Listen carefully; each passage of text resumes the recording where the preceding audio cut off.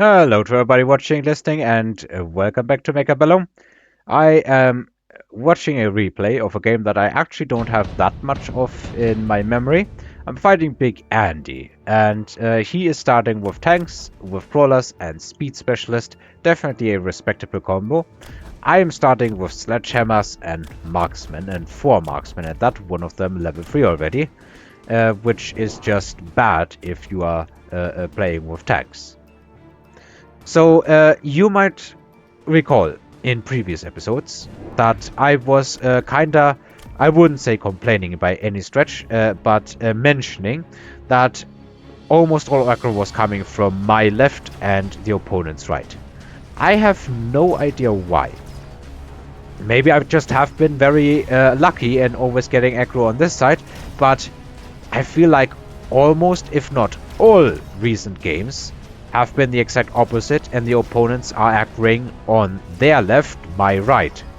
So my old strategy of putting more of my forces on the left than on the right is starting to backfire a bunch. In this specific case, my opponent starts pushing on my tower and gets the tower done.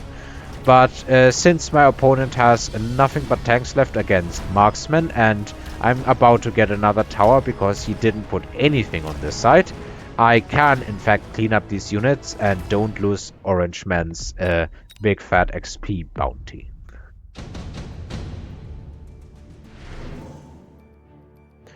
Next round, Scorpions are being offered, also Arclights, Fangs. At that level I don't like it, Phoenixes, but I also already have Marksmen, so I guess it was kind of a toss-up between Arclights and Scorpions.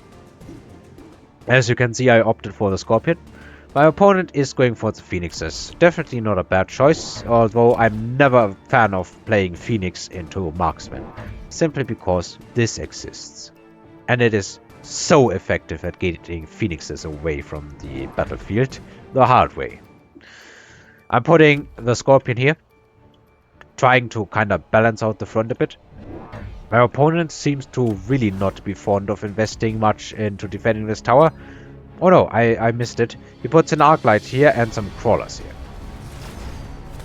Scorpion starts blasting away at some chaff. Not unusual for the first few rounds. I don't think Scorpions are that bad chaff here, as long as the enemy's chaff is actually grouped up a lot. The 15 meter AoE is definitely not bad. Anyway, with the power of the Scorpion, the tanks go away all that much quicker. I think I had additional tanks as well this round. And my opponent's Phoenixes are not capable of killing this big fat Scorpion. Well, hopefully soon to be big fat Scorpion. In short enough amount of time that they can kill it at all. It survives. What am I doing with my sentences right now? I'm kind of having some slime up my nose again. So I'm not sure if maybe I'm getting sick and I'm starting to degrade as far as my, I would say, general performance playing and talking is concerned. I hope not. We kind of have a bit of a cold wave in Germany right now. Anyway, my opponent is going for more crawlers on the sides, also puts an Arclight here. I am going for a bit of a tower snipe here. My opponent doesn't have any protection against that right now. He sells one unit. I guess he sold the tanks, which makes sense because the Scorpion here now doesn't really have a good target to fire into. I'm purchasing more chaff as well. And we will see what happens this round. Crawlers here, of course, first round, they will get smashed. Scorpion definitely is distracted. There is nothing here to stop my wasps for pushing against the tower. And that is exactly what they do. Chaff gets cleared up. Arclights in the back get cleared up. Tanks are up against Orange Man, and Orange Man will not take any prisoners here. The wasps alone are enough to take the Phoenixes out. And that's just a turn. Big Andy here so far is down in round 3 to about, what is this, a quarter of his health? Gotta be close to a quarter. There is subsidized arc lights and anti-interference module. I am making it in recent games my policy to pick up anti-interference and put it on something big. For one thing, if you're fighting against aggro and they get a cheap tower snipe, at least you have one unit still working as usual. And if the enemy starts dropping some hackers, that thing alone can make a lot of difference. And it can deter enemies from going for hackers. Since I don't want my sledges here getting sniped by the phoenixes all the time, I'm putting some crawlers in front. I also sold the wasps here.